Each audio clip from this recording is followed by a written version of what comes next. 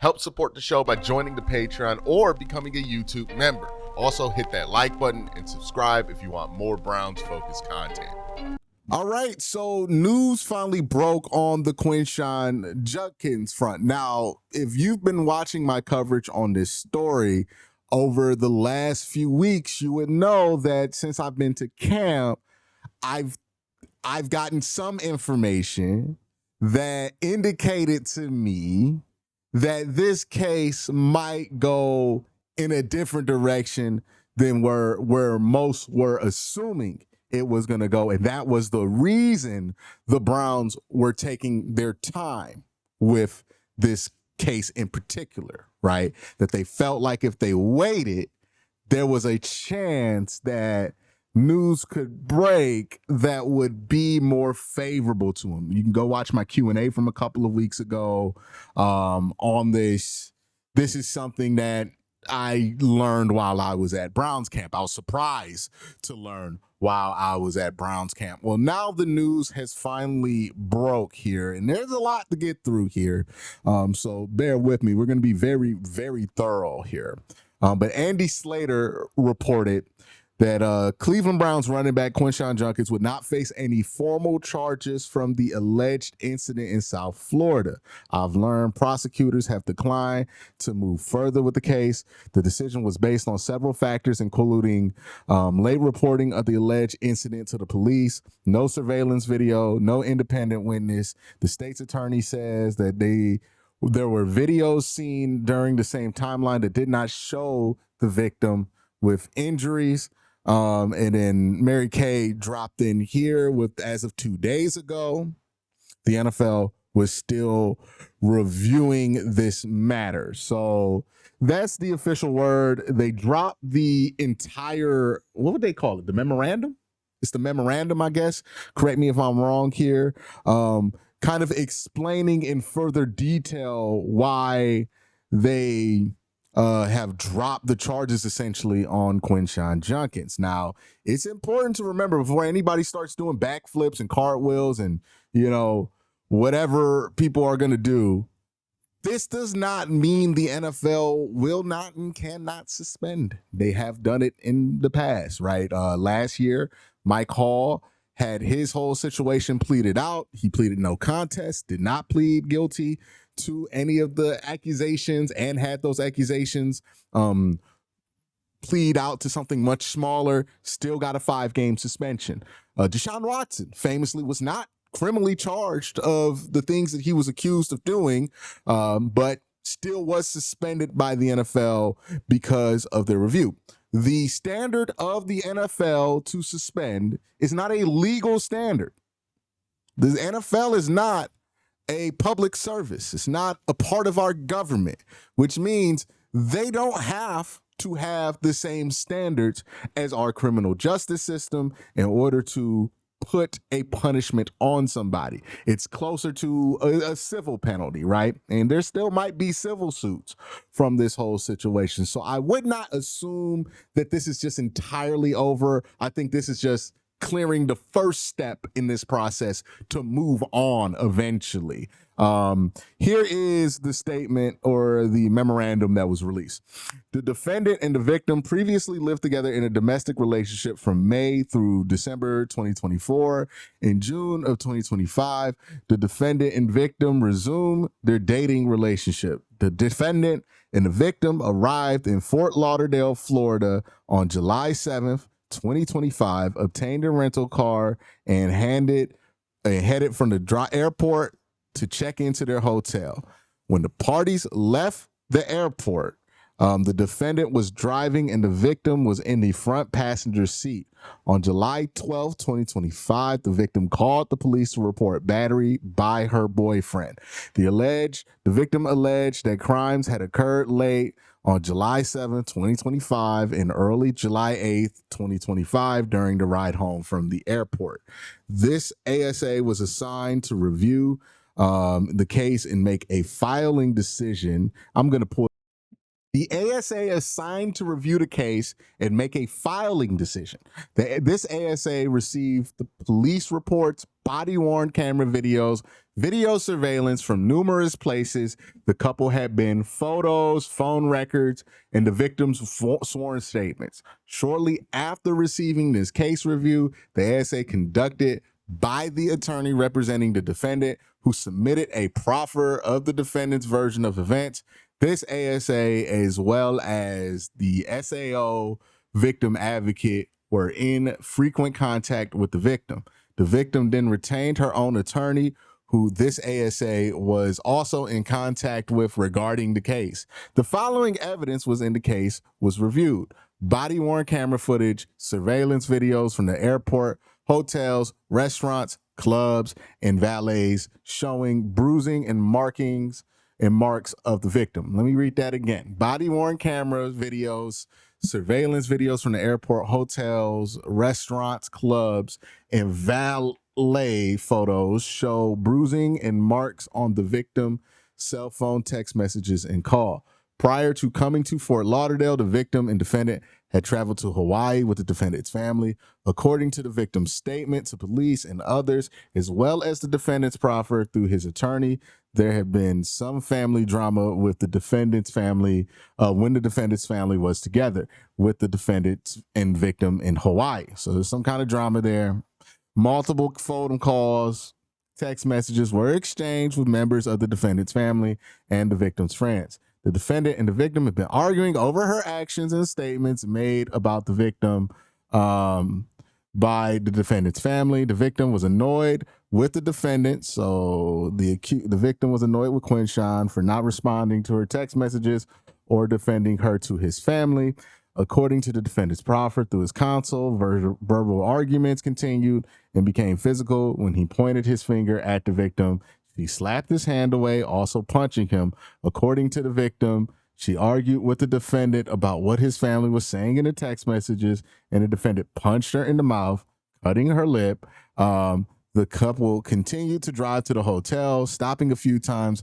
Upon getting back in the car, the defendant asked the victim to sit in the back seat, and she did. Each party provided a different version to as what transpired.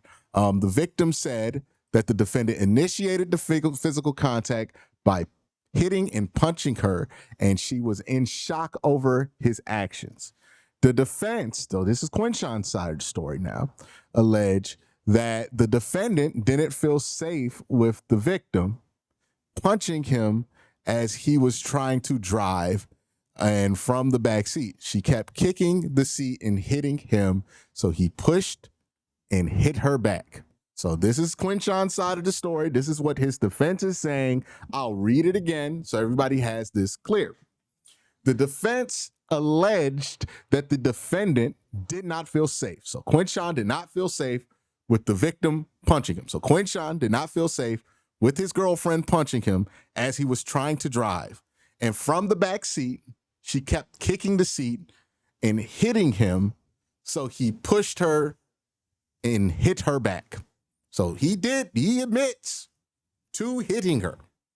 He's saying it was self-defense. I'm pretty sure somewhere in here he's going to say it was not as bad as she had made it out to be. That's both sides of the story here, right? Before we continue, her story is that they were getting in an argument, and he punched her in the mouth, and then she went to the back seat. His side of the story is that they were in this argument. She kept hitting him. She went to the back seat. She kept hitting him, and then he punched her and hit her back. That's what both's out there. The state reviewed the photos of the injury sustained by the victim. The bruises were apparent in the photos the victim took of herself later that same day. So the day of the attack, she took pictures of herself, and the bruises were apparent in the pictures that she took that day. The victim and defendant checked into the hotel shortly after this incident, and closed circuit security cameras were reviewed. Video surveillance captures the parties as they arrived and checked into the hotel. No visible signs of bruising or cuts to the victim's face could be seen in the videos. The victim took photos of her bruises and marks with her phone. So there's that. I don't know what the quality of this closed circuit camera is. Sometimes closed circuit cameras are very high quality. Sometimes they're like 360p. Okay. I have no clue what the quality of this is, right? But this was a key part in the state deciding not to press charges on Quinshon Junkins. I'll read this paragraph again. The state reviewed the photos of the injuries sustained by the victim. The bruises were apparent in the photos the victims took of herself later that same day. The victim and defendant checked into a hotel shortly after this incident had occurred, and the closed circuit security cameras were reviewed. Video surveillance captures the parties as they arrived and checked into the hotel. No visible signs of bruising or cuts to the victim's face or arms could be seen in the video. The victim took photos of her bruises and marks with her phone. So that's that. Both parties reported going about different activities separately over the next 4 days after the incident. The victim reportedly went shopping and had a spa day. The defendant went to training sessions and out to shop. So they kind of both did the same thing. Just different versions of that, right? Both went shopping, took care of their bodies. Between July 7th and 10th, the parties stayed at the Ritz-Carlton. The parties moved to the Four Seasons Hotel on July 10th, 2025. On Friday, July 11th, there was a birthday party for the victim in their hotel room. The victim provided a sworn statement to police. What? Hold on. On Friday, July 11th, there was a birthday party for the victim in their hotel room. So this is still in Quinshon and her's hotel room. The victim provided a sworn statement to police and advised that the defendant would leave to get food, buy clothes, attend training sessions. She did not call the police or tell anybody what happened to her, despite being alone in a situation where hotel staff will respond to her as a hotel guest. The victim explained she was in an unknown city, felt alone, did not know how to drive their rental car, and was concerned about the damage her reporting and the battery could do to the defendant, Quinshon Junkins' future. The victim constantly expressed her fear, shock, and confusion. The victim told police it was not until her brother, a visitor from out of state, and his girlfriend came to her birthday party that she felt safe to report the matter to police. It was not until her brother and girlfriend showed up that she felt safe to report the matter. The victim did not tell her brother and his girlfriend that night at the party, but waited until later that day in the early morning hours of July 12th. The victim and her brother went to Florida Police Department or Fort Lauderdale Police Department to report the incident around 5 p.m. July 12th, 2025. This incident was not captured on any video surveillance. There is no independent witnesses to the incident. Although the victim had photos showing injuries sustained, there were also videos in that same time frame where no injuries were observed to the victim. Additionally, the victim's injuries depicted in the photo could be explained. Additionally, the victim's injuries depicted in the photos could be explained by either account of the incident. So they're admitting that the injuries that she had in the photos do line up with what both people said happened. It's just, for whatever reason, the closed circuit camera footage, the security footage from the hotel did not show those injuries, which is giving them pause when it comes to pushing charges here. Additionally, Finally, there was a delay in the report of the incident. This delay is problematic as the victim was alone on numerous occasions without the defendant, had the ability and resources to make the report without his knowledge, but chose not to do so. For the reasons set forth, there is no reasonable likelihood of conviction and the case is being denied. So what they're saying here, and I think this is important, if we're looking at what the NFL is going to do, the state does not want to take the case because the state does not feel like they have enough evidence to win the case. So they don't think they have enough to prove in a court of law to a jury that this happened, That does not mean that they don't think it happened or that they don't feel like there's enough evidence to suggest that it happened, because it still does look like there is enough evidence here to suggest that something may happen. But they think there's enough holes in this case because of the extended timeline, because of the closed circuit camera footage, that this would not be a case that they feel like they can win or eke out a favorable plea. That is what the law is saying here. I'm not endorsing any of it. I'm not telling you how to feel about it either way. People are going to feel a lot of different ways about what we just read there, right? But that is why they're not pressing the charges. This is important to understand because some people are taking this as if, oh, the whole thing, nothing happened. It wasn't anywhere close to what was reported. So Quinshon's going to be fine. He's going to play week 1. After reading that, I would not suggest that this whole situation is over. Legally for Quinshon, this is over. But as far as dealing with the NFL, I feel like it's likely there's going to be consequences here, right? The fear of this whole situation for the Browns and Quinshon Junkins was never that he was going to go to jail over this, right? We all knew that that was not likely. That's what got confirmed today. The question is, how hard is the NFL going to come down on this? Now, there seems to be no video of the incident, right? There seems to be no smoking gun here that can make this an obvious PR disaster for the NFL, which does go in Quinshon Junkins' favor. But if the NFL, I can see the NFL looking at this and saying to themselves, okay, well, maybe a court of law did not have enough to convict him of a crime, but the NFL certainly has enough to suspend him for a little bit here, right?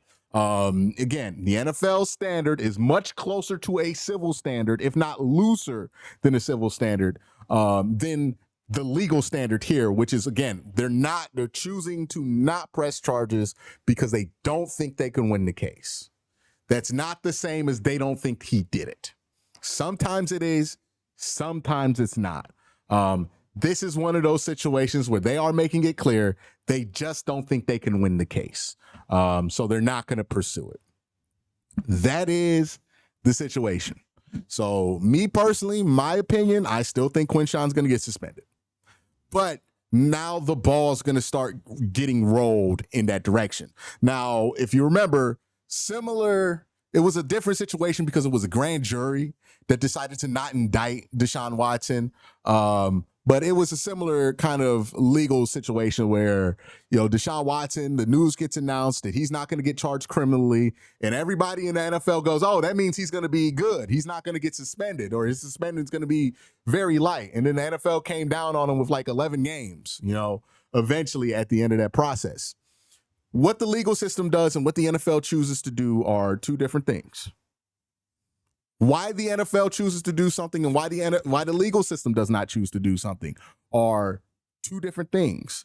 The standard that both of these organizations, well, not organizations, that the government and the NFL are using are not the same standards. The government is saying we don't have enough that we feel good about winning this case if it goes to court. That's what they're saying. They said it very clearly.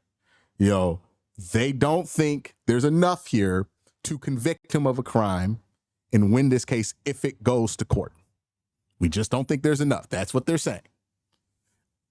What the NFL could say is that they feel like there's enough to suspend him. Now, Quinshon could appeal it, but again, remember, the NFL system is not the same system that me or you would go to court with, right? You can appeal the NFL's decision. It's not going to be heard by the Supreme Court. It's going to be heard by another NFL employee. Which means, yeah, you can appeal it. The NFL could go, okay, I reviewed this decision and I agree with it. It's not the same. So I would be very cautious here of celebrating as if Quinshon's not going to get suspended at all. Again, the NFL standard, much different. The NFL's reason for suspending, much different. I don't know 100% how this is going to play out for Quinshon Junkins, right? The fact that he's not been accused of a crime means that he's probably not going to get the worst end of this, But that does not mean he's going to avoid suspension entirely. And I would not anticipate that he avoids suspension entirely because, again, if the state had said they find no evidence that to think that he did this, then that would be different. But what they're clearly saying, in my opinion, is we don't think we have enough to convict him. You know, yes, the bruises line up with everything that everybody said. But the problem is the pictures of the bruises were taken by the victim herself. And the one piece of footage that we have does not show those bruises. Now, that might be because the camera quality is garbage from the hotel. It might be black and white, 360p, and they can't see anything from it. It might be because it's super clear footage and they can't see it. I don't know. We don't have access to that information. It's important not to speculate on that or act like we do know why it is that they did not see the bruises on that video. All they're saying is, hey, she has a story, he has a story, and there's no evidence that can really prove either story right or wrong. So it's he said, she said, and we don't feel good about taking that to court, so we're not going to press charges. That's what the state is saying. That is not a clean bill of innocence that they're just pardoning on him, right? He did not. What's the term when you get fully cleared of charge? Exonerated. He's not been exonerated. They just decided not to press charges. So I don't think this situation is over yet for Quinshon Junkins. We'll find out, right? But I would anticipate that the league is going to give him some type of disciplinary action, whether it be something minor or something as severe as a 4 or 5 game suspension. But now I anticipate that the Browns will sign him to a contract. Now, and the NFL will continue out their legal process and we'll actually get word on if he's going to get suspended or not sooner than later. We'll see what happens. But I would treat this as a step in a longer process than assuming that this is all done. He's going to play week 1. I think we got a lot to clear before we can even get close to that point with him. But that's my thoughts on this. Let me know what you think. Let's keep it respectful. But let me know what you think. Y'all have a great day. Have an even better night. Peace.